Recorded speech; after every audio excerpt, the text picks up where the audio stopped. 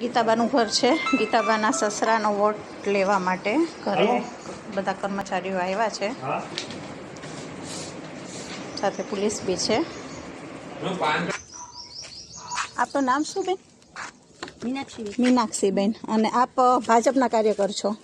Phone મૂકી દો નીચે પહેલા. આપ ભાજપના કાર્યકર છો? નીચે મૂકી દો. પણ હું પૂછું છું ને, જવાબ આપો ને. નીચે મૂકી દો પહેલા બેન. ઠીક છે. ફોન નીચે મૂકી દો. આ ગાડીમાં ભાજપના કાર્યકર હતા અને દાદાનો વોટ લેવા માટે બધા ઘરે આવ્યા છે. દાદા છે જે પૂરા બેડ રેસ્ટ છે અને એમનો વોટ લેવા માટે આજે ભાજપના કાર્યકર્તાને લઈને, એટલે બધા જાગો અને જ્યાં બી આવી રીતે